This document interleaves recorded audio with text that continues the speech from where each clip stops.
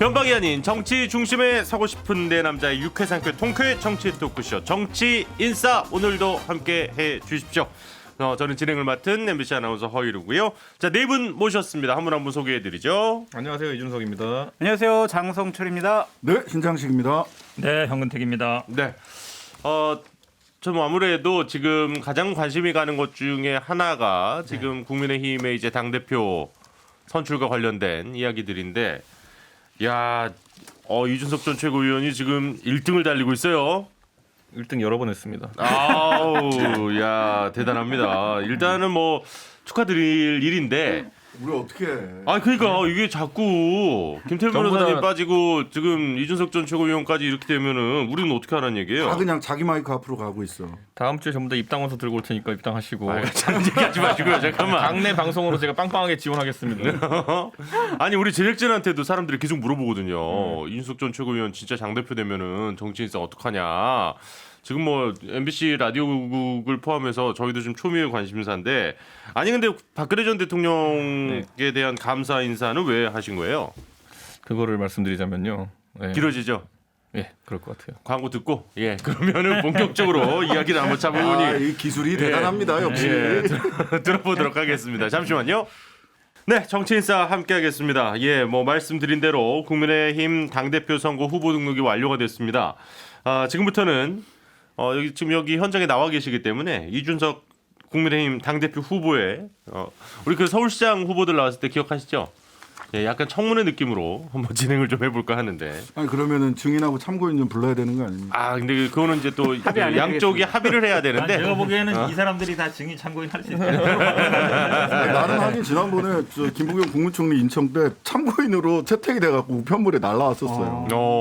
뭔 잘못했길래 또 그렇게. 마침 잘못해서 그랬겠어. 뭐 하여튼간에 마침 재판이 있어서 마침 재판이 있어서 출석을 못했습니다. 아니 사실 그 이준석 전 최고위원의 뭐 가장 방송 파트너로 많이 활동하시는 분이 현근택 변호사시잖아요. 네, 기대하겠습니다. 네, 그렇다 보니까 뭐 아시는 내용도 많을 테고 물어보실 내용도 많을 것 같은데.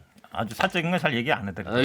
인물이란 거 얘기를 잘 안 했죠. 아니 일단은 좀 세 분의 평부터 먼저 듣고 그 이준석 전 최고위원에게도 좀 질문을 하겠습니다. 아무래도 그 저희 멤버다 보니까 잘못하면은 또 너무 편들어 주는 거 아니냐 또 이런 얘기가 나올 수 있기 때문에 또 최대한 담백하면서도 공정하게 좀 이야기를 해보겠습니다. 박 전 대통령에 대한 감사 인사는 아닌 것 같다라는 분들도 있고 사실 결국 역시 키즈다 뭐 이런 얘기도 있고 상당히 좀 다양한 얘기가 나오는데, 당내 또 그 친박 민심 저번에 이제 또 한번 보지 않았습니까? 원내대표 선거 때 여전히 적지 않은 수치가 존재한다. 이 부분도 분명히 제가 신경 한번 쓰일 분석을 텐데. 해볼게요. 이준석 머리. 자, 좋습니다. 기대가 됩니다. 가장 두려워하는 그림은 예전에 이제 황교안하고 오세훈 나왔을 때, 당대표 나왔을 때, 그때도 7대 3이었어요. 네. 오세훈 후보가 사실은 민심에서는 앞섰습니다. 50% 이상 얻었어요. 근데 당심에서 졌어요. 그래서 이제 그 격차가 많이 났어요. 실제로 아주 좁혔던 거 아니라. 이게 지금 이준석 전 최고 머릿속에는 그게 가장 큰 두려움이죠. 내가 제 오세훈이 되는 게 아닌가. 그때도 사실 오세훈이 여론 앞서갔거든요. 네네. 그러면 오세훈 되면 나중에 서울시장 된다는 얘기인데. 어쨌든 그 당시에 이제 당대표 때 얘기하는 좀 거지. 있어봐요. 저기 당사자는 당대표 조금 때 얘기하는 일단 거지. 있어봐요. 그러면 이제 생각이 딱 보면은 내가 탄핵에도 찬성했고 바른미래당 갔으니까, 그럼 이제 대구 경북이나 아니면은 핵심 당원 영남 쪽에 있는 사람들이 나를 아마 별로 안 좋게 볼 것이다. 그 생각을 안 할 수가 없잖아요. 네네네. 그럼 사실은 이제 박근혜한테 감사한다고 얘기하면 저 얘기가 왜 갑자기 나왔지? 왜냐면 이준석 최고가 머리가 굉장히 좋아요. 발언 하나 할 때 다 이렇게 구도를 계산을 짜고 하고. 하는 거거든요. 그러니까 생각 안 하고 안 한 건 아니에요. 우리 지난번에 얘기했잖아요. 다음 주부터 2주 동안 대구 가서 살 거라고. 네네네. 그거 미리 밑자락을 깔은 거죠. 음. 대구 가기 전에 내가 미리 좀 서비스하고 이게 사실은 논란이 되잖아요. 논란이 네네. 되면 이제 대구에 있는 사람들도 이걸 다 볼 거예요, 뉴스로. 이준석이 드디어 대구에서 뭔가 하려는구나. 저는 그래서 대구에 가기 전에 미리 좀 밑자락을 깔았다라고 분석합니다. 장성철 소장께서는 어떻게 보셨는지 좀 궁금합니다. 옳은 평가하셨고요. 전 정말 잘했다. 역시 이준석이구나라는 생각이 들었어요. 저는 이번에 당대표 출마한다고 했을 때 아니 저 배신자 프레임 그리고 대구 경북의 이 골수 당원들의 이 감정적인 거부감을 어떻게 해결을 할까 네. 되게 제 관심 포인트였거든요. 근데 이 한마디로 저는 끝났다라고 생각이 드는 거예요. 그러니까 저 사람이 맞아. 박근혜 전 대통령이 이렇게 픽업을 했고 같이 활동을 했지라는 생각을 할 거란 말이에요. 그러면 마음의 문을 열 거다. 그래서 아주 정말 저는 신의 한 수다라는 생각이 들고 잘했어요. 하여간 여러 가지로 이 대구 경북의 골수당원들의 마음의 문을 여는데 중요한 자물쇠 역할을 했다. 자물쇠? 네. 아니 열쇠 역할을 했다. 깜짝 놀랐네. 아니 근데 그 정말 이 한마디가 효과가 좀 있을까요? 자, 사실 그 탄핵에는 뭐 탄핵은 옳았다라는 이야기를 또 뒤에 부연을 했었고 그리고 아무래도 탄핵 찬성에 대한 행보가 계속 좀 따라다닐 수가 있는 상황이긴 한데 신 변호사님은 어떻게 보셨어요? 여기 이제 의도는 그러한 것이고요. 근데 이제 그 워딩을 보면 그 말하자면 감사하는데 감사하는 이유가 나를 사람과 씨름하는 장으로 정치의 장으로 픽업을 해준 것. 이것 자체에 대해서 그렇죠. 예, 그런 거잖아요. 무대 위에 올려놓은 저처럼 그 무대 위에서의 퍼포먼스는 본인이 하는 거예요. 그렇잖아요. 무대 위에 올려준 사람한테 감사할 수 있죠. 네네네. 그러니까 그렇다면 이거를 이제 대구 경북 쪽에서는 듣고 싶은 쪽으로 그러니까 딱 사실을 진술을 한 겁니다. 그렇죠. 그래서 평가는 각자 듣고 싶은 대로 해석을 할 거예요. 해석을. 대구 경북 속에서 이준석 최고위원이 좀 이쁘게 볼 구석이 있다라고 생각하는 분들은 그래, 그렇지. 역시 박근혜 퀴즈였지. 라고 생각을 하실 거고 또 그렇지 않은 쪽에서는 그래, 뭐 사실관계에 대해서 그냥 감사한 것 뿐이지. 또는 뭐, 박근혜 퀴즈라는 것을 손가락질하고 싶은 사람은 그런 박근혜 퀴즈라고 얘기한 것 자체에 대해서 또 그러니까 비판과 호평을 양쪽으로 다 받을 수 있는 해석의 여지를 열어놓고 사실관계만 진술을 했단 말이에요. 예, 그래서 굉장히 여러 가지로 다양한 해석이 나오는 것을 그렇죠. 의도한 발언이었다라는 생각이 들고요. 다만 그게 만능 열쇠가 되지는 않을 거다. 왜냐하면 나도 그렇게 알아들을 수 있는데 저 사람이 참 잔머리가 대단해라고 평가하는 사람이 있을 수도 있고 저 사람이 우리 마음을 열기 위해서 노력을 하는구나라고 평가를 하는 사람들 있을 수 있기 때문에 만능 열쇠는 아니지만 어쨌든 논란을 일으키고 주목도를 높인 점에 있어서는 선거 전략적인 측면, 선거의 전술로서는 굉장히 유효한 전술을 구사했다. 그러니까 사실 지금 보입니다. 얘기해 주신 대로 그러니까 그 전에는 평소에 이렇게 박 전 대통령을 좀 비판하더니 오히려 자기가 필요하니까 뭐 또 이런 얘기 한다 이런 비판도 그렇죠. 사실 있긴 있더라고요. 그래서 일단은 뭐 본인이 계시니까 뭐 어떤 의도 뭐 다 얘기하시기는 좀 어려울 수 있겠지만 선거가 앞두고 있기 때문에 어쨌든 뭐 본인 얘기를 좀 들어보죠. 때문에 붙일 말이 없을 것 아니요, 같은데. 이 서사의 완성은 네. 그 대구 경북 합동 연설회에서 아마 있을 겁니다. 뭔가 한마디 더 할 거다. 네, 근데 이제 이거는 사실 이런 걸 고민해봐야 돼요. 뭐 전략적으로 고민했다까지 제가 뭐 부인하진 않겠지만은. 지금까지 이 대구 경북의 어쨌든 탄핵에 대한 꼬인 탈해를 풀기 위한 굉장히 많은 시도가 있었어요. 네네. 근데 이게 그렇게 만약에 진짜 나 발탁해 준 거에 감사하다라는 그 사실관계 한번 얘기하는 거로 뭔가 녹아내리고 풀릴 거였으면은 지금까지 다 바보였죠. 예. 유승민은 뭐 대통령이 비서실장을 발탁 안 했습니까? 그러니까 저는 뭐 그런 걸 풀지 못했던 것이 어쨌든 굉장히 이게 좀 면밀하게 좀 들여다봐야 되는 부분이 있기 때문인데 네. 제가 피상적으로 그 말 한마디 던진다고 해가지고 뭔가 해결될 것이라고 생각했다면은 그렇게 안 했을 겁니다. 안 하는 게 나아요. 그런데 아마 그 탈해가 어떻게 풀리는지는 저도 한번 실험해보는 겁니다. 근데 있는 그대로 지금 무미건조하게 갖고 나중에 그것을 어떻게 하겠다라는 말이 나올 때 그걸로 풀 수 있을지 지켜봐야죠. 그것 때문에 이제 다음 주부터 2주간 대구에 머문다는 게 이제 그런 것들을 다 또 대구에 스토리를 또 다 머물 수 짜놓으셨구나. 이렇게 해드릴게요. 제가 예를 태극기본한테 가가지고 이렇게 제가 지금까지 낸 메시지를 정합하면은 저는 박근혜 대통령이 발탁해 준 것을 감사하다. 네. 이거 듣고 태극기부대 시큰둥해요. 그럼 어쩌라고 이렇게 해요. 다 알고 있거든요. 그런데 그 다음에 발탁해 줬는데 저러고 있어 이렇게 화를 낼 수도 그렇게 있지. 가죠 보통은. 네. 그리고 그 다음에 저는 또 탄핵은 정당하다 생각한다. 그럼 어쩐지 역시 네가 이러면서 또 태극기도 그렇죠, 주세요. 그렇게 양쪽. 그다음에 해석을- 저는 심지어 공식적으로 제 입장을 사면에도 반대하는 그런 입장이거든요. 지금 우리 권한이 아니기 때문에 언급할 필요도 없다 이런 입장이거든요. 네. 이렇기 때문에 저는 이 결합체만으로는 태극기 부대 꿈쩍도 안 합니다. 네, 그렇기 때문에 제가 여기에 뭘 더 해야 되는 게 제 입장인 것인데 이게 가능하다면 제가 꿈꾸는 서사가 가능한 것이고 안 되면은 뭐 흔히 그걸 돌파하지 못한 뭐 유승민, 김무성이 되는 거겠죠. 아니 근데 제가 한 예. 말씀 드리면 이준석 최고가 탄핵의 주동자는 아니잖아요. 그러니까 그렇죠. 예를 들면 김무성, 유승민, 뭐 이런 부류의 분들이 아니란 말이에요. 그런데 고마움도 모르는 정치인이다라고 낙인이 찍히면은 정치하기가 힘들어요. 근데 기본적으로 감사하다라는 말을 한 것 자체가 그분들의 마음을 푸는 하나의 중요한 계기가 될 것이고 탄핵에 가장 그 주동하신 분은 최서원 씨죠. 뭐 사실 그렇게 따지면. 지금 정 소장님 말씀하시는 대로 당시에는 그 탄핵을 앞장서서 원내에 계셨던 것도 아니기 때문에 사실 뭐 법사위원장 탄핵 소추위원이었던 그 권성동, 유승민, 김무성 뭐 이런 분들이 계시지만 네. 지금 당대표에 나서면서 그때는 제가 원내에 있어서 제가 책임질 수 있는 일이 아니었어요라고 얘기해서는 안 돼요. 그 부분에 대해서는 본인이 지금 추가로 분명히 저는 이거는 첫 포문을 여는 거구나. 사실 팩트만 드라이한 팩트만 딱 던져놓고 사람들이 그 평가에 대해서 갑론을박하게 하고 그 다음 메시지, 그 다음 액션 플랜 이게 아마 메시지가 한 2번 정도가 더 있을 것 같아요. 하나는 의미 부여하는 메시지가 나올 거고 네. 그다음에 그래서 나는 이렇게 하겠다라고 하는 액션 플랜 2번 정도의 메시지가 박근혜 대통령과 탄핵과 관련해서는 나올 거다라고 예상을 합니다. 일단 제가 장 소장님께 좀 여쭤보고 싶은 게 하나가 있는데 요거 좀 그 내부 아무래도 그렇게 준비하시라고. 그쪽을 잘 아시니까 그러니까 지금 당대표 선거에 아까 이제 친박계 얘기는 잠깐 했습니다. 이게 사실 그 원내대표 선거 때 그래도 적지 않은 포션이 분명히 안에 있다는 걸 우리가 확인을 했고요. 그죠? 그리고 또 방금 얘기가 어쨌든 나온 상당히 좀 강경한 보수주의자들 그러니까 뭐 흔히 우리가 태극 부대로 부르는 분들이죠. 이분들의 비중이 얼마나 좀 큰 편입니까? 아니에요. 그분들이 영향력이라든지 비중은 없다고 봐도 될 것 같고 그분들 대부분은 열린 공화당인가? 네. 우리 공화당 그쪽으로 당원들이 많이 이동을 하셨어요. 그 조원진 그렇죠. 의원이 있는 좀 그쪽이죠. 네. 예. 그리고 지금 그 국민의힘 당원들 같은 경우에는 탄핵 문제 언급하는 것 자체를 별로 좋아하지 않아요.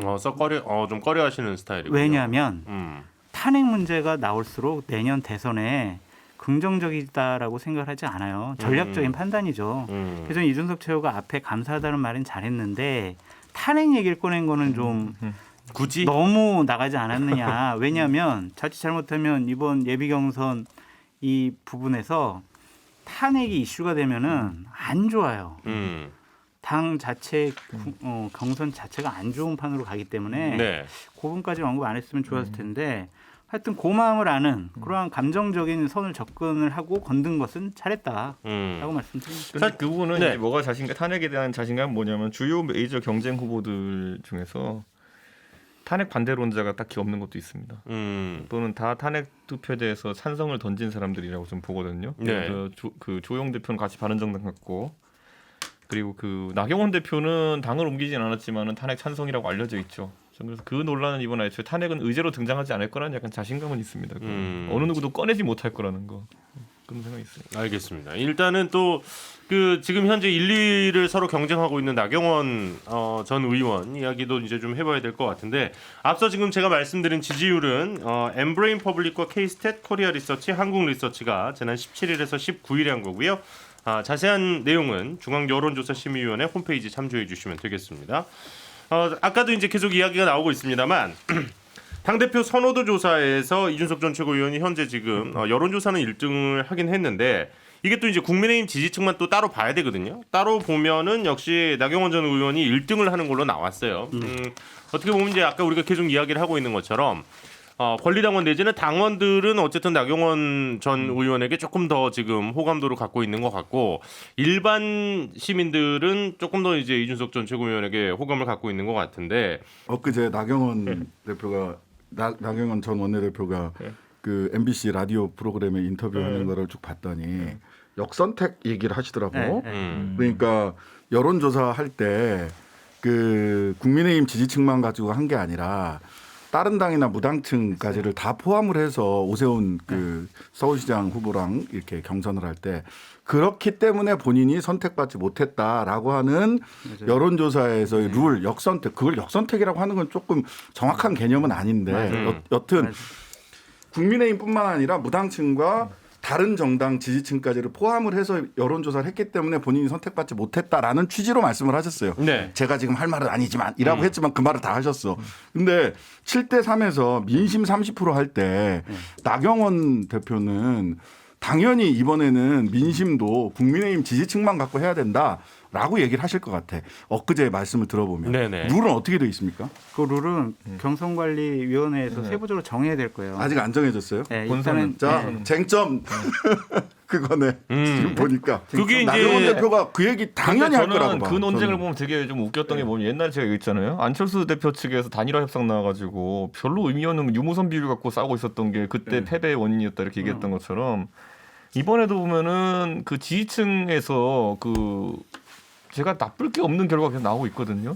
그리고 또 한 가지 뭐냐면 저도 제 표를 계속 보지만은 자꾸 역선택 그러는데 더불어민주당 지지층이 저를 지지하는 비율보다도 무당층이 저를 지지하는 비율이 오차범위 밖으로 높아요. 그러니까 무당층과 우리 당 지지층이 포함되면은 제가 불리할 게 없거든요. 더불어민주당 지지층은 이쪽 저쪽 다 지지를 하지 않기 때문에 상관이 없을 것 같고요. 아니, 그러니까 제가 봤을 때는 예. 그러니까 그 항상 이 여론조사 룰 관련 협상은 자기가 이걸 꽂혀가지고 이것만 계속 한다고 들이보고 있으면은 실제 큰 판을 못 보는 경우가 사실 있거든요. 나경원 대표가 그걸 역선택이라고 한 것은 개념 자체를 잘못 쓰신 거예요. 역선택은 약해 보이는 후보를 일부러 찍는 거잖아요. 그렇죠. 그러면은 오세훈 후보가 약해 보이기 때문에 일부러 오세훈을 찍었다.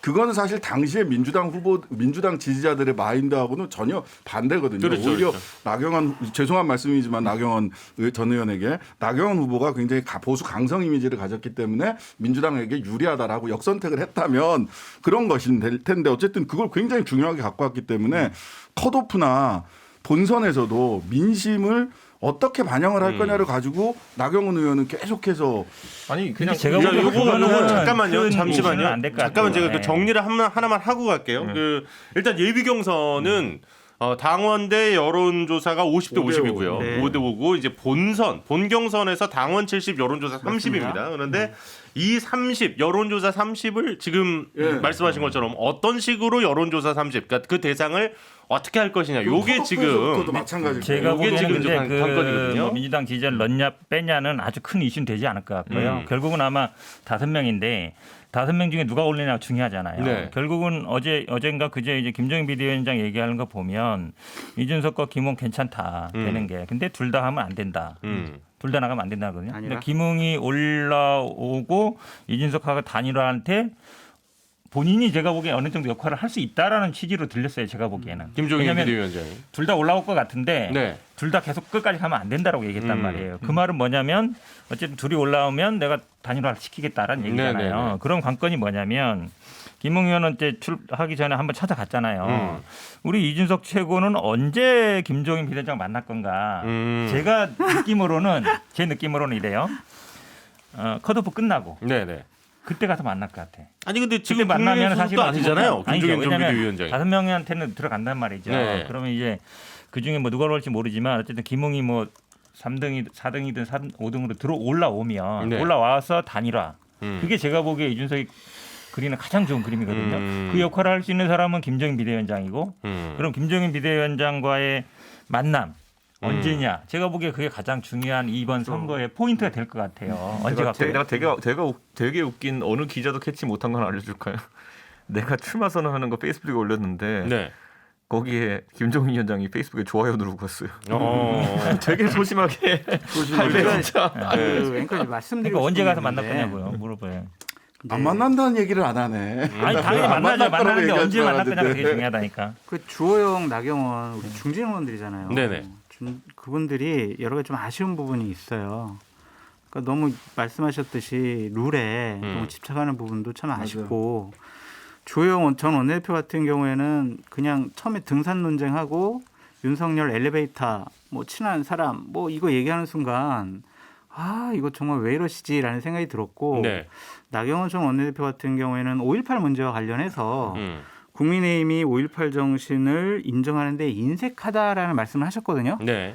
근데 본인이 원내대표 때 5.18 그렇죠. 폄하한 의원들에 대해서 조치를 제대로 안 했잖아요. 김진태, 이종명 그렇죠. 이런 분. 그 김순례. 김순례 의원. 그러니까 이게 네. 자기 모순적인 발언들을 하시는 거예요. 그러니까 정치는 계산하면 안 되거든요.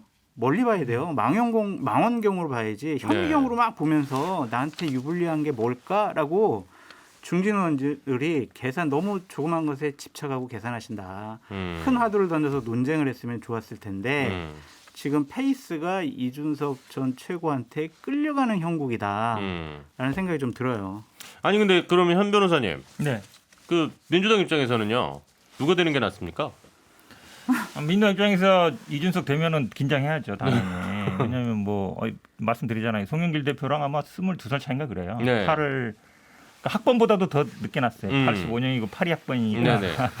학번보다도 더 2, 3년 차이 나니까 20. 그러면 아마 민주당에도 당연히 만약 이준석 최고가 되면 내가 보기에 김종인 비대위원장이나 윤석열이나 다 이렇게 들어오기가 쉽단 말이에요.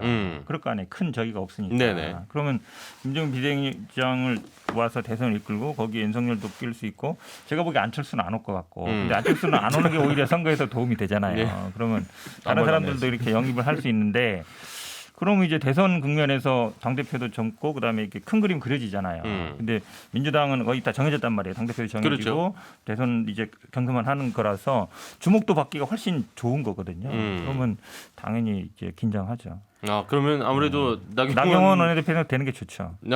정말 그렇게 솔직하게 말씀을 아니 하시는군요. 근데 그런 뭐 솔직한 얘기라는 게 와 저런 얘기를 할 수밖에 없겠구나라는 생각이 들었던 게 그 오늘 뭐 정상회담 어제 네. 정상회담이 있었는데 정상회담 관련해서 나경원 전 의원이 내놓은 메시지가 너무 김정은 수석 대변인이 돼서는 안 된다. 아니 뭐 그런 메시지가 정상회담 메시지가 있었어요? 그런 얘기를 냈어요. 김정은 수석 대변인이 돼서는 안 된다. 뭐야? 미국에 있는 대통령한테 그렇죠. 사실 갑자기 뭐 어제 이제 방송에서 또 네. 한미 정상회담 관련해서 말씀을 또 이제 드렸습니다만 어쨌든 그 미사일 제한을 폐지한 건 상당히 좀 성과죠. 엄청난 79년 성과라고 또 이후에. 말씀드릴 수 네. 있는 그런 부분이었으니까요. 좋습니다. 그러면 일단은 요 얘기는 요 정도까지 하고 이게 계시니까 속 얘기를 들어볼 수 있어서 좋은데 계시니까 또 더 깊게 뭐 서로 얘기하기도 좀 민망하고 좀 그런 한계가 우리가 있네. 한마디만 답변을 못 더 하면 안 받았어요. 돼요? 비대위원장 언제 갈 거냐? 김종인 전 비대위원장 언제 만납니까? 저는 그 본선 들어가가지고요. 뭐 단일화든 뭐든 이벤트가 있고 하면은 오히려 그 전에 뵐 생각은 없고요. 나중에 선거 앞두고 뭐 뵐 수는 있는데 안 봐도 돼요. 예. 제가 뭐 김종인 위원장이랑 생각을 공유하는 것들이 많고 서로 모르는 것도 아니고 굳이 만나는 것 자체에 가서 뭐 사진 찍힐 이유도 없고 그럼 저는 괜히 또 구태 정치를 네. 지킬 수 있겠네요. 김종인 위원장도 윤석열하고 전화한 다음에 얘기 안 했잖아요 지금까지. 그래서 저는 뭐 오히려 제가 보기에는 김종인 위원장 같은 경우 그 지난주에 김동연 부총리 전 부총리 네네. 얘기를 하면서 이렇게 급 끌어올렸잖아요. 그렇죠. 그리고 두 사람이 제3지대에서 같은 지붕 아래에 있지는 않을 거다. 각각 제3지대에서 대선 후보로 따로 있을 활동할 수 있다. 것이다. 따로 활동할 네. 것이다. 이 얘기는 마치 그 국민의힘 따로 제3지대 후보 2명 최소 2명 따로 해서 마지막에 단일화를 단일화. 하겠다라는 그림으로 읽히거든요. 근데 이거 왜 그럴까를 생각해 보면 한 번 더 뒤집어 보면 지금 그런 그 뭐 결과적으로는 김종인 위원장이 상황이 되는 거 아니냐라는 식의 이준석에 대한 비판을 쉴드 쳐주는 거예요. 제가 보기에는 오히려 각자 얘기를 가지만 큰 틀에서 생각이 같은 것뿐이지 누가 뒤에서 수렴청정하고 상황하고 이런 거 아니다라고 너무 정치를 정치를 삼국지 보듯이 하는 거 아니에요? 근데 본인 아니 근데 이제 그 마지막 이슈가 그거잖아요. 네네. 결국은 단일화란 말이에요. 단일화가 제일 이슈가 될 수밖에 없거든요. 그렇죠. 단일화 하는 게 이렇게 최고의 카드인데 단일화를 어떻게 할 거냐? 가위바위보로 할 수는 없고 그럼 뭐 아마 가장 쉬운 방법은 지지율 많이 나온 사람이 적게 나온 사람이 양보하는 걸 그렇죠. 텐데 그게 뭐 이신전쟁으로 될지 아니면 어떤 방식을 생각할지 저는 뭐 그것도 궁금해요. 네, 제가 창수장님. 이제 이준석 현상이라고 전 얘기하고 싶은 게 지금 보수 우파 쪽 진영에서 이렇게 영선 의원이 이렇게 각광을 받고 지지율 1등 나오는 것 자체가 정말 획기적인 일이에요. 상상할 수 없는 일. 윤석열도 있잖아. 그냥 다른 차원의 의미고 그건 네. 국민적인 지지율이니까. 그러니까 저는 이준석 현상이 결국에는 하나의 진영의 세력의 흐름 이런 걸 바꾸는 중요한 계기가 되고 있다라고 저는 평가하고 싶고 당부하고 싶은 게 있어요. 뭐냐니까 세상의 많은 이치들은 내용이 중요하긴 하지만 태도도 중요하거든요. 네네. 우리 이준석 최고 똑똑하고 뭐 현명하고 정말 재기발랄하고 다 알지만 자칫 잘못하면 그런 것이 약간은 좀 건방지다, 좀 싸가지 없나, 막 그러한 평가를 들을 수가 있어요. 그러니까 태도 면에 있어서도 이제 1등 후보니까 좀 여유를 갖고 좀 이렇게 했으면 좋겠다. 저는 관대합니다. 라는 생각이 들고 요런 멘트가 그런 평가를 나오게 하는 거라고. 아니, 진짜. 요런 멘트가. 이런 게 있어요. 그러니까 조직은 바람을 이기지 못하고요. 그 당심은 민심을 이기지 못해요. 선거에서. 그래서 이번에 선거 결과 너무 재밌게 흥미롭게 바라봐야 한다라고 말씀드립니다. 알겠습니다. 그러면은 요 얘기는 그러면 최후에 남을 5명을 좀 예측해 보면서 마무리 짓도록 하겠습니다. 이준석 전 최고위원은 오늘은 좀 요거는 제가 안 물어볼게요. 네, 요거는 본인이 들어가 있으니까 5분을 좀 예측을 해주신다면 장소장님부터 좀 들어볼까요? 1등 이준석, 네. 2등 나경원, 3등 주호영, 4등 홍문표, 5등 김웅 뭐 이 정도. 4등 홍문표 의원. 네. 네. 김웅 의원은 그럼 단일화를 안 하고 끝까지 일단 가신다고. 예비 경선 때는 그렇게 하고요. 네. 본경선 가서 할 수 있겠죠. 일단은 예비 경선 5위는 그 정도로 네. 홍문표 의원까지. 네. 현 변호사님 어떻게 보세요? 저도 비슷하게 봐요. 근데 이제 핵심이 이제 김웅 의원이 들어오냐 안 들어오냐 네. 가장 중요하죠. 음. 못 들어오면 되게 이제 뭐 제가 꼭 나쁘지는 않은데 그래도 이제 들어오는 게 가장 좋은 카드죠. 만약에 저도 뭐 5위는 못 들어간다는 얘기는 그러면 이제 김은혜 의원이 올라올 수도 있다 뭐 이렇게 그럴 수도 보시는 있죠. 거예요. 근데 이제 김은혜 의원하고 오면 아마 단일화가 안 될 수도 있으니까 김웅 의원하고는 지금 뭐 어쨌든 김종인 비대위원장이 어떻게든 시킬 테니까 그 카드가 제가 보기에는 뭐 어쨌든 김웅이 3등이든 4등이든 5등으로 들어오는 게 제가 보기에 가장 중요한 그림입니다. 사실 뭐 김은혜 의원이 어제 그 최근에 그 이준석 의원 이준석 최고위원 비판 많이 하더라고요. 그래서 상당히 조금 지금 주요하게 보고 계시는구나 이런 생각이 좀 들었는데 신 변호사님도 예측 한번 들어보면서 이 주제는 마무리할게요. 아니 뭐 예측은 이 범위를 뭐 3명은 뭐 거의 그렇죠. 고정인 것 같고 홍문표 의원도 뭐 나름의 자기 기반이 있는 거죠. 네네네. 지역적 기반이 자기 세력이 있기 있죠. 때문에 예. 진짜 김웅 의원이 들어오느냐 뭐 아니면 이외에 뭐 조혜진 의원이나 이런 분들 가능성은 없어요. 조경태 의원 맞다. 조경태 참 조혜진 의원이라 부산 쪽에 자기 나름의 이게 있기 때문에 네. 또 헷갈렸다 방송에서 난리 난 건데. 네. 그러지 않을까 하는 생각이 들고 사실은 이제 김은혜 의원이 한 얘기는 뭐 능력주의자 1%뭐 이런 부분 얘기했는데 이거는 저는 이준석 최고가 조금 할당제 문제나 얘기를 할 때 고려를 해야 될 부분이 있어요. 단기적으로는 지금 단기적으로는 굉장히 잘 해 나가고 있는데 롱텀에서 보면 최근에 이제 뭐 마이클 샌델이 얘기한 메리토크라시, 그러니까 능력주의라고 하는 것이 진짜 공정한 거냐에 대한 철학적인 질문, 제도적 질문, 정책적 질문들이 쭉 있기 때문에 이러한 부분들에 대해서는 아직은 그런 철학적 질문에 대해서 지금 답변하고 있는가. 굉장히 그 사고 시험에 의한 테크니컬한 대응 정도로 보이거든요. 그래서 이 부분들에 대해서는 좀 본인이 준비할 부분이 있고 그런 면에서 김은혜 의원이 거기까지를 생각하고 비판했는지는 모르겠지만 네. 능력주의다라고 하는 비판은 좀 아프게 받아들일 필요가 있을 것 제가 같아요. 저런 논쟁의 능력주의 메리토크래시에 대해 가지고 서울대 사회대 학생들 100명이랑 토론하고 왔습니다. 어제? 네, 그러니까 사실 그 문제에 대한 논쟁은 저는 언제나 환영하는 것이고 다만 샌델도 그렇고 여러 이제 능력주의 또는 메리토크래시에 대해 비판하는 사람들은 많은데 그것의 대안이 무엇이냐에 대해 가지고는 또 정확히 대시를 못해요. 메리토크래시가 공정하냐라는 말까지만 하고 그럼 당신의 공정한 대안은 무엇이냐를 답을 못하고 그게 아마 지금 우리가 겪고 있는 문제고 저도 해법 찾으려고 노력하는 겁니다. 그 부분은 본인이 대결해야 될 부분입니다. 네. 아니 저도 그 책 최근에 지금 보고 있는데 상당히 좀 와닿는 지점들이 많긴 하더라고요. 그러니까 능력이라는 것도 어쨌든 선택받은 자가 기회를 얻었기 때문에 또 그럴 수 있었던 거 아니냐. 그게 공정한 거냐면 이제 그런 내용이었고요. 참고로 지금 말씀에 아까 잠깐 이름을 잘못 말씀하신 조혜진 의원은 최고위원 선거로 선회를 하셨습니다. 조경태 의원을 예. 좋습니다. 첫 번째 이야기 여기까지 해보죠. 일단은 5명 말씀해주신 분들 가운데 역시 관심이 가는 부분은 오히려 이제 상위권 예비 경선이다 보니까 상위권보다는 누가 이제 5명 안에 들어올 것이냐, 4, 5위가 과연 누가 될 것이냐도 상당히 좀 관심이 가는 대목이고요.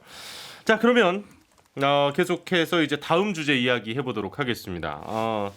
이제 다음 주 수요일입니다. 다음 주 수요일에 김호수 검찰총장의 인사청문회가 있습니다. 그런데 이제 그 얘기를 하기 전에 그 법사위가 이제 계속해서 어쩔 수 없이 이번 21대 국회에서는 또 첨예한 논쟁의 대상이 되고 있는데 특히 사회권을 둘러싸고 여야가 싸웠어요. 이거 뭡니까 이거? 간단히 얘기하면 이제 국회법에 어떻게 돼 있냐면 위원장이 사고 시에는 네. 위원장이 지정하는 간사가 사회를 보게 돼 있어요. 네. 근데 위원장이 지금 윤호중 법사위원장인데 어쨌든 법적으로는 법사위원장이에요. 네. 근데 원내대표가 되면서 이제 법사위원장을 사퇴하겠다 그랬거든요. 그렇죠. 근데 이제 새로운 법사위원장은 선출이 안 됐어요. 그렇죠. 박광훈으로 지명은 했지만 음. 그러니까 이제 법사위원장이 사고냐 아니냐 여기에서 이제 약간 해석이. 갈린 거죠. 네. 그러니까 민주당 입장에서는 아니 원내대표 됐고 본인이 사퇴하겠다고 했으니까 사고가 마찬가지 아니냐라는 것이고 국민의힘에서는 아니다 지금 국회 안에 있는데 뭔 사고냐 와서 사회 보면 된다라고 하는 거거든요. 그래서 이제 근데 원래 민주당 간사 그 윤호중 법사위원장이 백혜련 간사한테 사회를 보게 했는데 백혜련 간사가 또 이제 최고위원이 됐어요. 네. 그러다 보니까 아니 최고위원이 어떻게 또 간사를 하냐? 그동안 또 그런 것도 없고 그러니까 이제 간사를 새로 뽑겠다 한 거죠. 박주민 간사를 뽑아서 이제 사회권을 넘기려고 했던 건데 말싸움은 서로 이제 이게 뭐 사고냐 아니냐 법리 논쟁인 것처럼 보이지만 실제로는 이제 이렇게 굴러가 버리면 네. 다시 또 법사위원장을 또 민주당이 하는 거 아니냐? 이 그거에 대해서 이제 어찌 보면 약간 견제라 그럴까요? 법사위원장은 내주실 생각은 없잖아요, 민주당은 당연히. 그렇죠. 예. 예, 그러니까 이제 그거는 뭐 서로 윤호중- 알고 있는 부분이고. 그러니까 설사 이제 윤호중 위원장이 와서 사회를 봤다고 해서 네네. 그럼 뭐 다 하겠습니다 이러지도 않았을 거예요. 그럼 원내대표가 와서 이제 와서 또 사회 보냐 이랬겠죠. 저기- 사퇴 낸 사람이 왜 왔냐 이럴 거였을 거예요. 아마 일단은 제가 보기에는. 그 직접 이해 당사자 말고 요거는 신 변호사님 얘기를 좀 들어보고 싶은데, 아니, 그러니까 어쨌든 절차적 문제 그럼 말고요. 그 국민의힘이 박주민 간사, 그러니까 박주민 의원이 지금 법사위 간사를 하셔서 지금 사회권을 문제 삼는 거, 또 민주당 입장에서는 그러면은 뭐 좀 다른 대안을 찾아도 되는데 굳이 이제 박주민 의원을 사회를 시켰단 말이에요. 그거는 뭐 왜 그렇다고 보시는 거예요? 그건 퍼포먼스예요 서로. 음. 특히나 그 국민의힘 쪽에서는 지금 26일 날 청문회를 하기로 그렇죠. 했잖아요. 원래 법사위원장 선출하기 전에 청문회 못 한다 이렇게 얘기를 했는데 네네네. 그러면은 26일 날 청문회를 했으면 결과적으로는 그때까지 법사위원장 문제를 해결할 그 자기 계획을 가지고 청문회를 26일 날 하자고 한 거냐 아니거든요. 결과적으로는 민주당 간사가 사회를 보면서 이게 청문회 계획이 이게 쭉쭉쭉 진행될 수밖에 없다라는 걸 뻔히 알아요. 근데 네. 그냥 갈 수는 없잖아. 지금 계속해서 이 법사위원장 문제나 상임위원장 문제, 그다음에 김호수 청문회와 관련해서 이게 뭔가 좀 여당이 밀어붙여서 하는 청문회다라고 하는 것도 보여줘야 되고, 그다음에 증인 참고인 채택 관련해서도 사실은 그거 안 받아줄 줄 뻔히 알면서 다 신청한 거거든요. 예. 사실 진짜로 하고 싶으면 그런 기조라면 윤석열을 불러야지. 윤석열 청문회 하자고 하는 건데 지금. 그러니까 이거는 제가 보기에는 청문회 가기 전 단계에 힘겨루기. 예, 힘겨루기다. 우리 삿바 흔히 싸움이다. 얘기하는 삿바 싸움이다. 네, 삿바 싸움이다. 이렇게 보시면 돼요. 결국은 그래요. 26일 날 청문회 그냥 열립니다. 근데 무의미한 삿바싸움 같다라는 생각이 들고요. 장소연 보시기엔. 네, 뭐 민주당이 관행을 무시하고 밀어붙이기 한 부분은 있어요. 근데 그렇다고 지금 국민의힘의 얘기처럼 무자격한 뭐 법사위 간사, 여당 간사 그 사람이 왜 증인 참고인을 채택해? 이것은 좀 너무 억지스럽다라고 말씀드리고도 싶어요. 그러니까 민주당이 양보하거나 뭐 합의해줄 생각이 전혀 없는 상황인데 네. 그걸 갖고 해서 이렇게 트집 잡기식으로 한다라는 것보다는 다른 쪽 차원으로 했어야 돼요. 그러니까 왜 우리 증인 참고인 채택 우리 논의해서 하자. 왜 그러냐 하면서 계속 협상을 했어야 하는데 그 간사 자체의 사회권을 인정하지 않으니까 민주당으로서는 밀어붙이자라고 하는 건데 이거는 민주당에게도 안 좋고 국민의힘에도 안 좋긴 안 좋아요. 그러니까 민주당이 이번 4.7 보궐선거 끝나고 좀 국민의 회초리를 맞았습니다라고 했는데 국회 운영을 보면 변한 것이 없다. 결국에는 뭐 큰 무리는 없지만 여러 가지 국민들이 그래 니들은 역시 변한 게 없구나라고 판단 내릴 것 같다.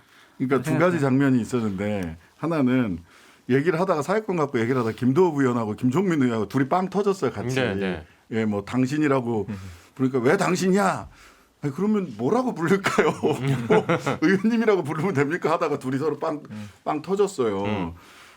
이게 막 진짜 옛날 지난번 패스트트랙 때처럼 이거 죽게 아니면 살게야 하고 네네네. 어떻게 해서라도 이걸 막아야 돼 이런 게 아니에요. 사실 보여주기식이었다라고 저는 보여지고요. 그러니까 사회권을 가지고 문제를 삼으니까 계속 사회를 보니까 국민의힘이 선택할 수 있는 게 논리적으로 보면 퇴장하는 것밖에 없어요. 사회자 인정을 못 하는데 그렇죠. 회의를 못 하고 퇴장하잖아요. 퇴장하고 나니까 93개 법안 통과시키고 민주당에서는 민생 법안 93개 통과시켰습니다. 우리는 국회가 민주당이 열심히 일했습니다. 이렇게 돼 버리거든요. 그러니까 거기서 사회권 그 자체를 트집 잡기보다는 진짜 아까 말씀하신 대로 증인 참고인 관련해서 좀 협의를 해 나가면서 내용적 준비를 하면 퇴장하지 않아도 되고 법안이 무더기로 통과되지 않게 할 수도 있고 또는 무더기로 통과를 시켰으면 그것을 자신들이 공을 같이 나눠 가질 수도 있었거든요. 근데 사회권을 트집 잡으니까 그 논리적 비결은 사회자 인정 못해. 난 나갈래. 이것밖에 그렇죠. 안 그거 되는 외에는 거죠. 뭐 방법이 없죠. 방법이 없는 거예요. 네. 논리적으로는 사회자 인정 못해. 그리고 앉아 있기도 민망하잖아. 그렇죠. 그러다 보니까 결국 93개 소위 그러니까 민생 법안이 어쨌든 그 통과가 법사위원회에서 돼버렸어요. 있었던 그 회의 자체를 지금 인정할 수 없다라는 분위기가 돼버리면은 할 수 있는 선택지는 되게 좁아지는 건 맞는 네, 말씀이신 나가는 것 같고요. 것밖에 없어요. 이준석 전 최고는 어떻게 봤어요? 그러니까 이게 저희가 원내지도부가 새로 출범한 뒤에 굉장히 강성 행보를 계속 하고 있는 거거든요. 저는 이게 우선 김기현 원내대표의 그 전까지의 평가나 아니면 품성을 생각해 보면 이해가 좀 하기 힘들 정도로 이 개인 국면이 캐릭터랑 지금 이게 안 맞아. 이게 길게 가고 있다라는 거고 여기서 많은 사람들이 불안해지는 거는 나경원 원내대표 취임하기 전에 이런 이미지가 아니었는데 취임하고 나서 강성 행보를 갔던 그런 기억이 그렇죠. 있는 거거든요. 그때는 그런데 황교안 대표가 그쪽을 틀면서 동조 효과가 좀 나서 그랬던 어떤 이해라도 할 수 있는데 김기현 원내대표는 왜 그럴까? 내가 저는 처음에 이제 방송 나가면은 뭐 당을 초기에 좀 장악하기 위해서 허니문 효과라도 노리려고 좀 하는 것 같다 이렇게 해석했는데 벌써 한 두세 건 이게 반복되면은 약간 뭐지 이런 생각이 들거든요.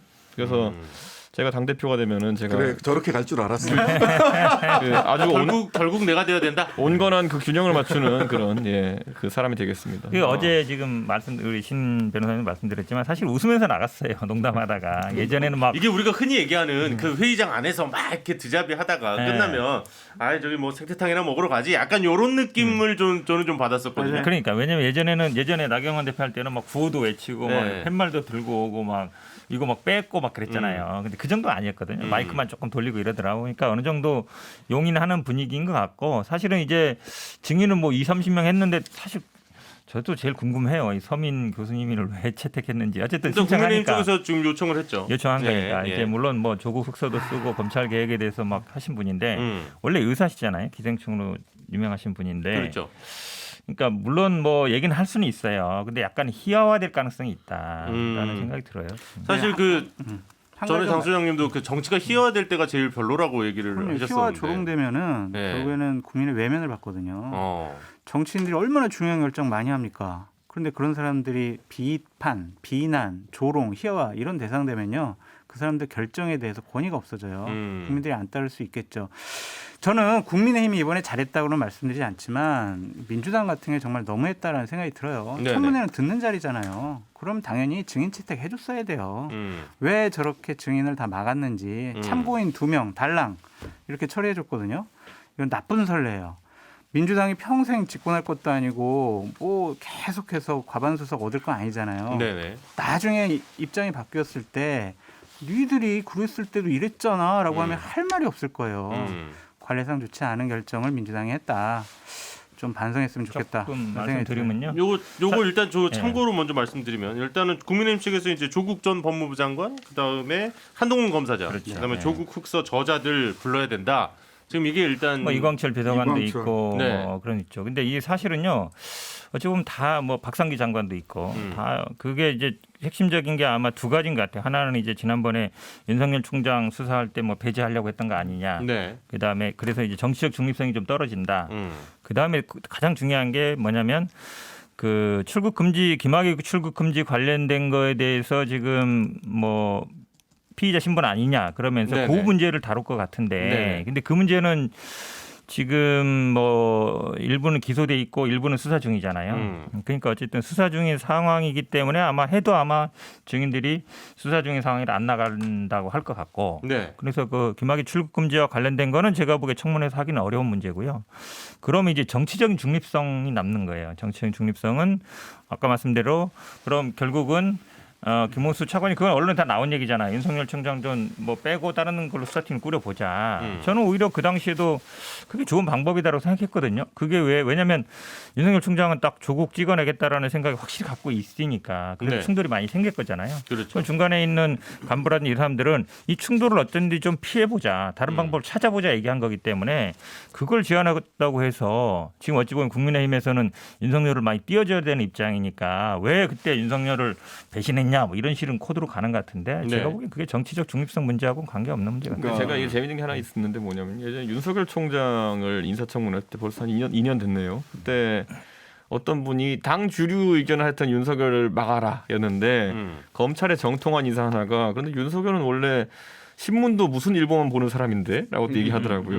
그러니까 그 안에서 그분은 굳이 막을 걸 세게 막을 필요 있을까라는 얘기를 했었는데 그때는 제가 이해 못했는데 1년 행보를 보니까 그렇게 우려하던 것과는 반대 방향으로 갔잖아요. 그러니까 저는 이번에도 김호수 차관에 대해 가지고 평가하는 사람들이 참 재밌는 평가하는 사람들이 공존하고 있는 것이 지금 어쨌든 아까 현 변호사 말한 것처럼 윤석열 총장 그 배제 사건 그게 이제 가장 키가 될 만한 그런 쟁점 사안인데 네. 그걸 차치하고 나서는 많은 사람들이 저 사람은 의외로 흔히 여당에서 얘기하는 검찰주의자에 굉장히 가까운 사람인데 라는 얘기를 많이 하더라고요. 그래서 저는 이번을 사실 저희가 어차피 막지는 못할 거고요. 근데 어쨌든 이분이 임명됐을 때 윤석열 총장보다 더한 정권 말기이고 네. 시즌 2. 네, 검찰주의자라고 하면은 저는 오히려 민주당이 되게 불안해서 검증을 세게 해야 될 것 같은데 민주당이 제2의 윤석열이 될 수 있다. 저는 뭐 속단하진 않겠습니다만은 예. 정권 말에 터질 비리 사안들에 대해 가지고 이분이 어떤 대처를 할지 좀 기대 약간 됩니다. 저는 제가 아는 바로는 이제 김호수 총장이 나름 공식적인 발언들 같은 경우는 특수부 해체라든지 이런 등등등 공수처 설치에 대한 입장이라든지 그 과거에도 그렇고 보면 검찰 절제론자에 가깝다라고 저는 이제 평가를 하는데 그럼에도 불구하고 그러니까 증인이나 참고인 채택을 할 때 어차피 될 거니까 정치적인 공방의 장으로 만들자 뿌옇게 구호로 이런 의도가 너무 국민의힘 쪽에서 증인 참고인 신청한 사람들은 그렇게 보여요. 사실은 피의자로 이미 가 있는 사람들이 아니라 당시에 김호수 차관과 같이 의사결정을 했다라거나 이런 사람들이 대검 국장이라든지 법무부 국장이라든지 대검 차장이라든지 법무부 네네. 국장이라든지 이렇게 있을 수 있거든요. 이런 분들을 좀 정확하게 찝어서 하면 돼요. 지난번에 김부겸 총리 인사청문회 때 라임 사장 나와봐라 누구 나와라 라임 특혜 펀드 문제가 있다고 하니까 이런 사람들은 나오거나 서면으로 얘기를 하거나 뭐 못 나온 분도 있지만 그렇게 했는데 실제로 그냥 정치적인 이유로 막 부르는 거예요. 그러다 보니까 아까 제가 말씀드렸다시피 야 진중권 나왔으니까 신장식도 나와서 검찰개혁 얘기를 좀 한번 해보면 어때? 라고 해서 저를 참고인 채택을 한 거예요. 양쪽 다 저는 이런 방식의 청문회 증인 참고인 접근은 근데- 적절치 않다라고 생각을 근데 해요. 이게 사실 좀 제약이 있는 게 아까 말했던 그 사건 같은 경우에 배제 사건 같은 경우에는 법무부 차관 시절에 한 거잖아요. 그럼 우리가 생각해 보면은 이걸 추가로 확인할 윗선이 이렇게 많지가 않아요. 위에 법무부 장관 있고요, 그 위에 대통령 있어요. 민정수석 정도가 더 있을 뿐이고.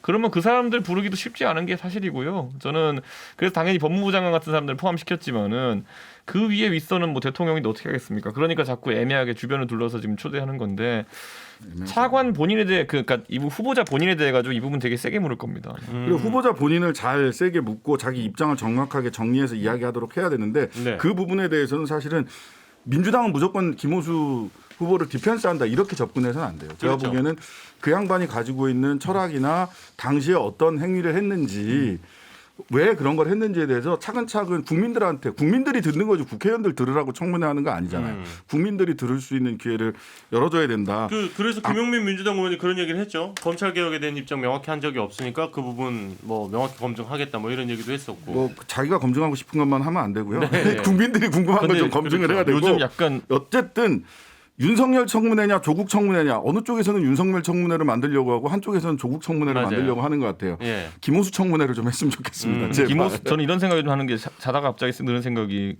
김호수 후보자가 이거 누가 시켰어요 그랬는데 위에서 시켰습니다 이러면 어떻게 되는 거예요? 그렇게 하겠어. 그러면 민주당이 막 임명 반대하는 거예요? 갑자기? 그렇게 그거는 만약에 이상한 그거 나오면 가정하지 우리 마. 또 한번 얘기하시죠. 그러면 진짜 대환장 파티인데 그러면 진짜. 그런 상황이 발생할 확률이 높지는 않고 지금 저도 되게 신 변호사님 얘기해 주신 것 중에 상당히 좀 와닿았던 게 어쨌든 이게 조국 전 장관 아니면 윤석열 전 검찰총장 서로 지금 바라보는 방향은 다릅니다만 그쪽으로 좀 몰아가고 싶어하는 분위기가 분명히 좀 느껴지는 건 있어요. 그리고 특히 그렇다 보니까 또 그 김의겸 전 청와대 대변인이 지금 이제 의원이시죠. 근데 조국만 찍어내겠다 뭐 이런 얘기를 윤석열 전 검찰총장이 했다 뭐 이런 얘기도 있지 않았습니까? 그렇다 보니까 더 그렇게 될 것 같은데 어떻게 뭐 임명 자체를 막기는 어렵겠습니다만 좀 정책적인 이야기 아니면 정말 후보자에 대한 그 검찰에 대한 생각을 좀 들을 수 있는 그런 청문회가 될 거라고 보세요? 아니면 둘 다 되겠죠. 근데 하지만 결국에는 중립적이냐, 독립적으로 검찰을 운영할 수가 있느냐 그런 부분에 대해서 상당히 야당에서는 질문을 많이 할 거고요. 그 부분에서 되게 원론적인 답변할 거예요. 그래서 제가 봤을 때는 상당히 맹탕 청문회가 될 가능성이 많다라는 생각이 돼요. 원론적인 얘기 물어보고 원론적인 답변하고 네네. 그럴 건데 김호수 후보자 같은 경우에 경력을 보면요. 오히려 MB 정권, 박근혜 정권 때 잘 나갔어요. 검사장 승진도 박근혜 정권에 박근혜 전 대통령이 시켜준 것이고 결국에. 네네네. 근데 이 분이 결국에는 아까 뭐 얘기했듯이 검사, 검찰주의자 이런 분이라면 이 집권 세력에는 또 다른 부담감으로 작용할 수도 있을 것 같다라는 생각도 해봅니다. 은근히 이제 기대하시는 것 같아요. 이제 윤석열이 돼야 된다라고 이제 하시는 것 같은데 맞아요. 말씀처럼 원래 특수부 출신이고 서울국대 나왔고 그다음에 이제 약간 좀 다른 게 있으면 이제 영광 전남 영광인가 네. 출신이고 이 정도인데 근데 어쨌든 현 정부 들어와서 장관 3명 하면서 차관을 다 했다는 거잖아요. 저도 뭐 뵀어요. 저 추미애 장관 할 때 인사청문회 준비할 때도 뵙고 그랬는데 그렇게 성격이 윤석열 총장은 사실은 그냥 직진하는 스타일이잖아요. 네. 앞만 보고 직진하는 스타일인데 이분은 그런 분은 아니에요. 옆 주변 사람들하고 얘기도 하고 스타일 대화도 하고 직진하면 윤석열 총장은 그냥 꽂히면 가는 스타일이고 네. 이분은 사실은 계속 특수부만 한 건 아니에요. 다른 일도 했었어요. 윤석열 총장은 거의 특수부로 채워갔고 이랬다라서 제가 보기에 뭐 제2의 윤석열은 아니다라고 보고. 근데 제가 한 가지만 더 말씀드리면 이 김호수 후보자의 처신 문제를 말씀드리고 싶어요. 이분 법무부 차관하셨잖아요. 그만두고 나서 계속 뭐 금융위원장 시키네, 아니면 감사하고. 공정거래위원장 시키네, 인권위원회 위원장 시키네, 막 이런 식 계속 공직에 오르내렸는데 뭐 돈이 그렇게 급하셨는지 로펌에서 그렇게 한 달에 몇 천만 원씩 받고 뭐 2억에 가까운 8개월 동안 그런 돈을 받으셨다는 것 자체가 공직자로서 공직을 하겠다는 사람으로서 처신은 좀 적절하지 않은 것 같아요. 근데 뭐 사실 한 달에 한 2천만 원 2천만 정도. 원 정도. 근데 그게 그 정도 경력 있는 분들에게 그 보수로서 큰 거는 아니에요. 아닌데. 그런데 실제로 그러면은 그냥 자문으로 이름만 얹고 있었느냐. 그 본인 얘기는 아침에 출근해서 실제로 일했다라고 얘기를 하는데 그 부분은 좀 따져볼 필요가 있을 것 같아요. 저는 그냥 정근철 소장 말씀에 동감을 해요. 왜 그러냐면 왜 이래? 왜 그러냐면 이분이 계속 한모평 올랐거든요. 네네네. 금감위원장이든 뭐 저긴다 그렇게 공직에 갈 게 예정돼 있단 말이에요. 그러니까 김동연 부총리 같은 경우에도 계속 제한이 오잖아요. 네. 이분도 아마 예를 들어서 로펌 같은 데 가면 뭐 몇천 받을 수 있는 분이에요. 근데 아마 제가 보기엔 안 가는 걸로 알고 있어요. 이분은 왜냐면 다음 행보를 생각하는 거거든요. 대권 나가든 뭐든. 제안은 아마 뭐 민주당에서 여러 번 했겠죠. 그렇죠. 근데 그런 건 좀 참고할 필요가 있다. 앞으로 그냥 김호수 총장도 총장뿐만 아니라 뭐 공직을 할 거라면 네네. 돈 받을 수 있죠. 왜냐하면 뭐 차관 정도 했으면 몇천 받아요, 당연히. 근데 이제 그걸로 가면 이제 그걸로 쭉 가셔야지. 그렇죠. 공직으로 올 생각이 그건 맞는 있었으면 지적이에요. 예, 제가 보기에 그러니까 조금 액수 자체가 큰 건 아니고 실제로 일을 했다면 내 얘기가 그 얘기 아닙니까? 처신 문제. 예? 이름만 걸어놓고서 그 돈을 받았다면 그건 문제가 저는 달리 봐야 되는 그렇죠. 부분이 있다고 봐요. 네. 근데 아침에 출근해서 저녁에 퇴근하고 뭐 일을 했다라면 그 보수가 큰 건 아니다. 다만 정치적인 행보까지 이건 정치라기보다는 공직을 담당. 공직으로 나가는 것까지 생각을 했다면 조금 조금 더 생각해 볼 알겠습니다. 필요가 예. 있었다. 예. 저에게는 상업 행사 뛰지 말고 열심히 MBC에 봉사하라 이렇게 들리면서 그건 사장 노리는 겁니다. 예, 감사합니다. 그렇죠. 향후에 먼 길을 예, MC 아나운서로서 일반 행사는 하지 않습니다. 예, 상업 행사 하지 않고요. 정부 지자체 가능합니다. 그 정도 얘기하시고 예, 저 오늘 장 소장님 어제 이어서 또 2주 연속 함께해 주셨는데 아직은 아닙니다. 정직원이 안녕해야 될 것 아닙니다만. 같은데. 일단은 오늘 여기서 인사를 드리고 또 뵐 수 있는 기회가 있지 않을까 또 이런 생각이 들기도 보내주세요. 합니다만. 꼭. 예. 좋습니다. 또 정말 지난주에 이어서 오늘 장성철 소장님 함께해 주셨고요. 신장식 현근택 변호사, 이준석 국민의힘 전 최고위원도 함께해 주셨습니다. 자 일단 네 분 오늘도 함께해 주셔서 고맙습니다. 수고 많으셨습니다. 네, 감사합니다. 감사합니다.